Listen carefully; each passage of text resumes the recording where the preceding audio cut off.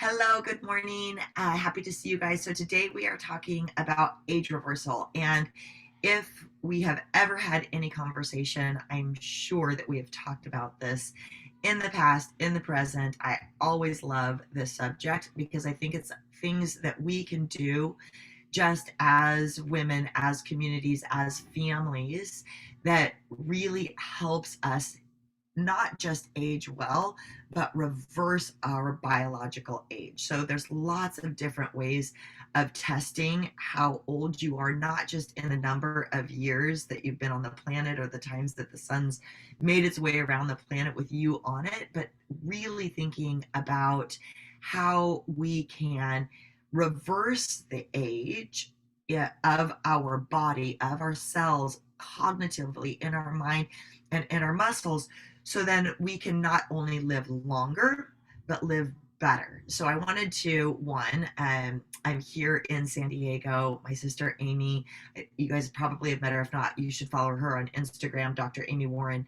But we were talking this morning, and she's like, I really like the idea of creating a blue zone bubble. So today we're going to talk about a blue zone bubble, and we're going to make a blue zone bubble for you individually. So if you do have a pen, have a piece of paper, I want you to think about this in a way of creating a space for you that is as supportive as possible, that gives you a greater health span. So the difference between lifespan and health span is your lifespan is how many years that you're on the earth. And what science shows is about 10 years before you pass away, that your health span starts to deteriorate.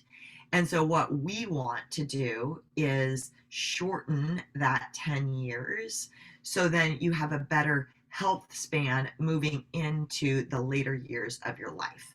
But of course, it's not just those last 10 years of your life, it's today. Like if somebody told me that I was going to leave this beautiful lovely planet tomorrow, I wouldn't eat unlimited ice cream today because it makes me feel sick and it doesn't make me feel good. And so what we really want to do is we want to create this space for you that feels really healthy, really energetic. You're authentically your best human today.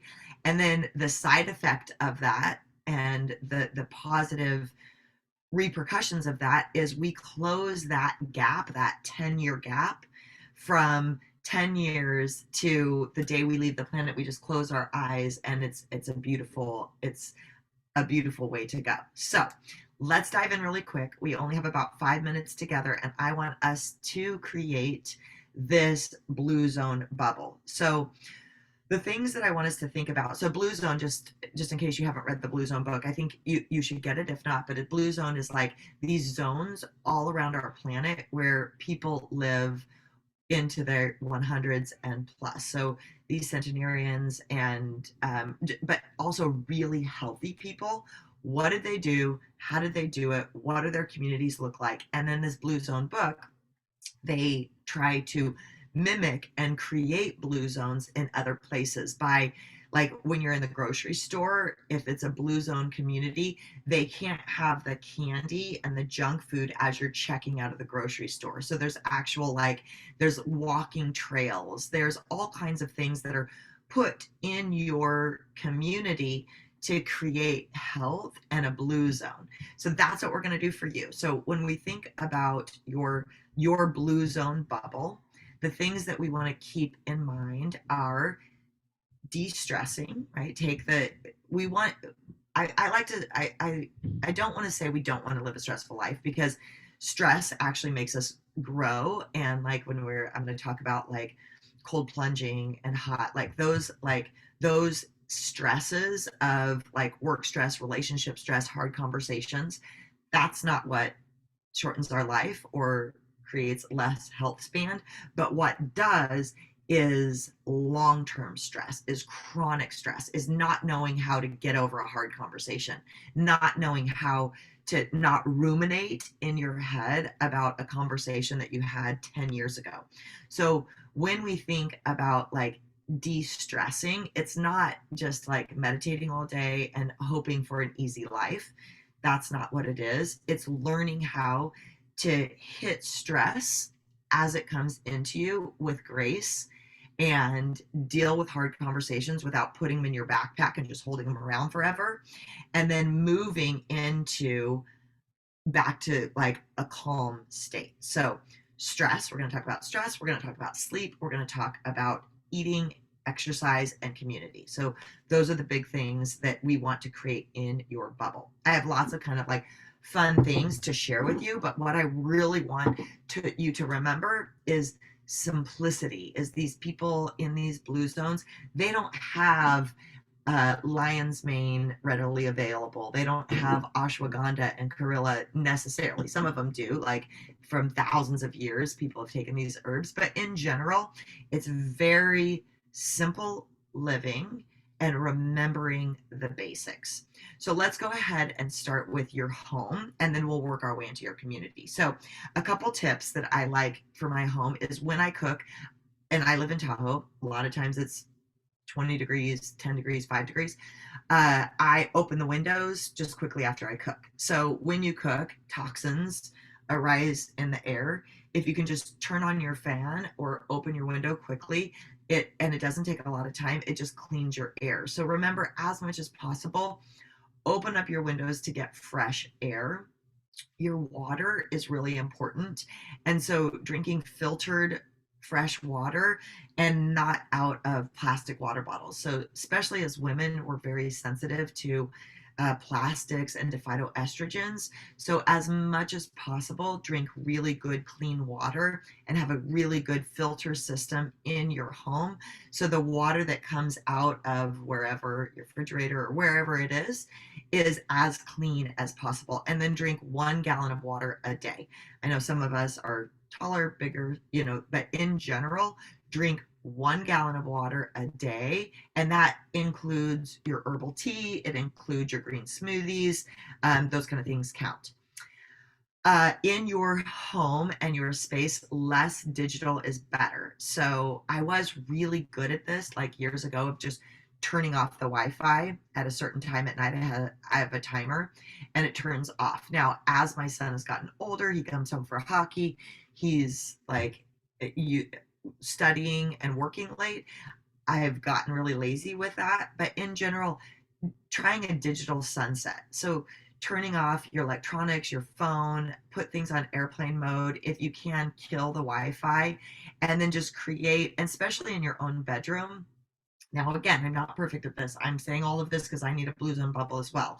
So, like when you're thinking about like a TV in your bedroom, that blue light, or even that like the little numbers on your alarm clock is really disturbing in your sleep. So the less like light, the better, especially when it comes into those evening hours, because the first thing that we do when we wake up is we want to get outside in the sun, look up at the sun, and of course not get it straight in your eyes, but like look up at the sun. And then what that does is it increases your serotonin, it helps you with your circadian rhythm. And then at night you want less light, because that morning light actually helped your cortisol levels, and you'll start calming naturally at night. So in your blue zone bubble, as much as possible, get outside when the sun rises and let the sun set in your home as well. Turn out the lights, let things be a little darker, a little calmer at night. When we're thinking about our home, and I know we don't always have the choice, but if you can invite friends over, family, um, it, your neighbor kids, your kids, grandkids, like as much as possible, invite people over in your home to try to celebrate with you, over a good cup of coffee or an evening meal, and or invite yourself to somebody else's home. So in your home and then spread out to your community, it's really important that we're with other people. It's really important that whether it's like going to church or whether it's like going to kaya, like having your crew, your people, and then really getting out of our comfort zone, especially as women, to invite ourselves to different parties and to like get out there and meet new people. And like, when you're in Tahoe, reach out to me, like, let's go for a walk, like just being really brave as far as like inviting yourself to like meet new people. And I think that's the biggest reason that we created Kaya, is because it's hard to find friends. It's hard to make friends. And so when you're at your workout class or your church or whatever it is that you do, is sit by somebody new and talk to somebody new. So community, get more people, family in your house, even though it's uncomfortable. Sometimes the older we get, I was actually just talking to um, Amy's husband, Mick, and my husband is the same. Sometimes we have a huge family and a lot of kids and a lot of people, and they're like, like, and we come in with all our mess and we're just like, "Wah!" And he's like, through the years, I've learned to appreciate it. It's not always been easy, but through the years, I've learned to appreciate it. So when we start feeling tense because somebody new is in our house, it's just reminding ourselves, this is really good for my health span. This is really good for my longevity. And then just take it down a notch. I know, Carla, you with your grandchildren, it's like they're crazy and they're wild and they're fun, and that's really good for us.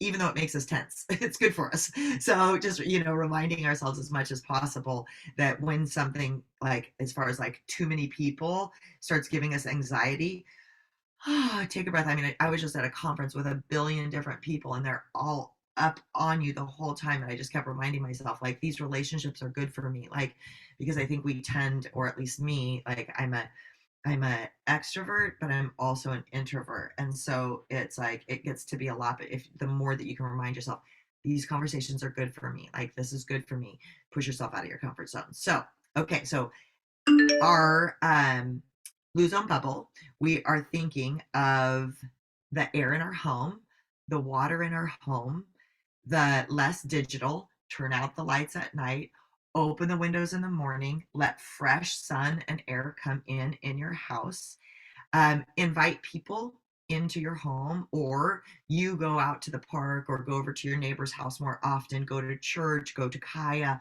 just as much as you can in your community.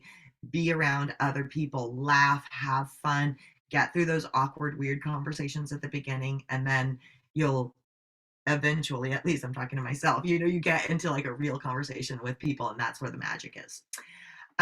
Okay, so then meditation and prayer is another thing that really has been shown to help us neurologically, to help us spiritually, and help us live a longer, happier life. So when you're thinking, and I use Insight Timer, so that's a free app. It's called Insight Timer.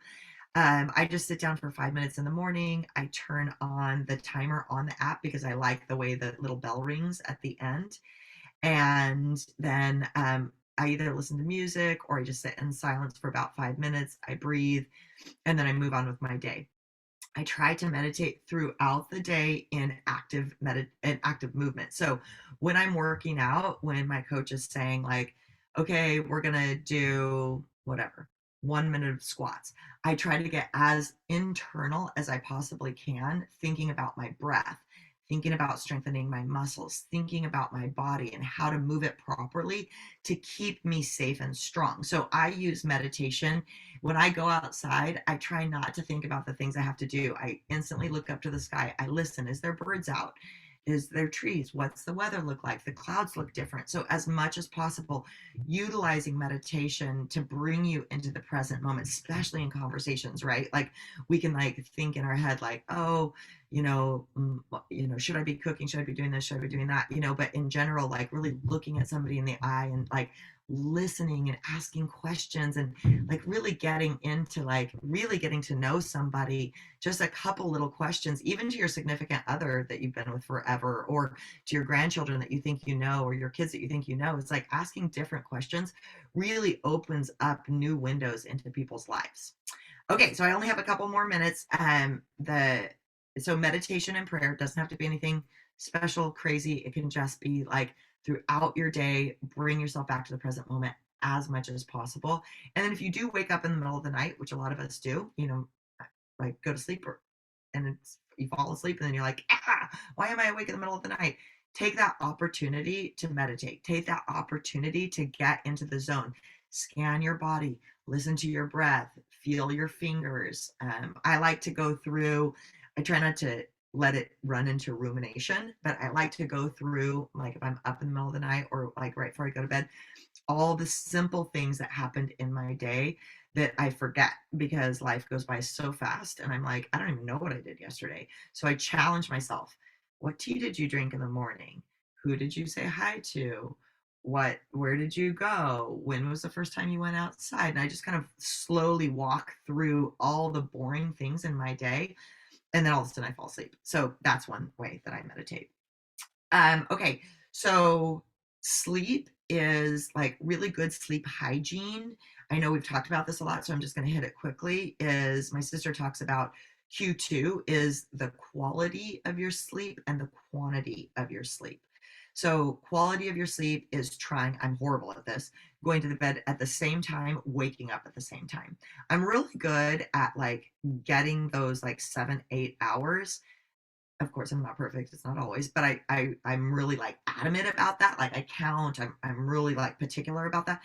But my life is all over, so a lot of times, if I can, I'll go to bed early. If I can't, I'll go to bed late. But for your health span, going to bed at the same time, waking up at the same time, that consistency is important. It's something that I work towards. And then the quality is like dark. I always sleep with my eye things, my little eye bibs. I use lip tape. I talked about that last week. You guys let me know if you need any questions on that. I use lip tape even when I'm traveling. And then sometimes I'll use like earplugs if I'm like at a like loud hotel or something like that. And then the quantity is just try to be in bed for that like 8 hours, and then you'll probably sleep for 7 or 7 hours, and then just do your best to get to sleep. So Amy, my sister who's a physician, she's like, you don't want to be in bed for longer than 20 minutes without sleeping. So if you're up longer than 20 minutes in the middle of the night, that's disruptive. If it takes you longer than 20 minutes to go to sleep or longer than 20 minutes to get out of bed. So just thinking about those kind of things as like your sleep quality. Good food, we talk about that all the time. It doesn't have to be, I have like lion's mane, I have ashwagandha, I have Karilla. The people who live the longest in the world eat just normal food, but they don't eat all the processed crap. So if you look at like Japan, if you look at like even down here, because I'm in San Diego, Loma Linda. So my mom, when we were younger, she would take us to Loma Linda to go shopping because they're like Seventh Day Adventists, and they are mainly vegetarian, but they have one of the like in the book Blue Zone, they are one of the communities that live the longest. And so when you think about like what people are eating that are living the longest, I do love all these like fun superfoods that have been around thousands of years. So I take my ashwagandha, I take my maca, I take my lion's mane, my chlorella, but the most important thing is not expensive food, is beans, veggies, fruit, very plain, very simple, very cultural food. So whatever culture that you are like raised in, except the like American hot dogs and French fries. But but yeah, eating culturally is really great. Eating really simply is really great. So just remembering it doesn't have to be something. Just don't eat something that should be in a toy box. Like keep things as close to whole foods as possible. And then community, which we talked about, is number one most important. Like figure out yourself, do the research, know yourself so you like yourself, and then and at the same time do your best to know other people, to listen to other people, to create friendships, to create time.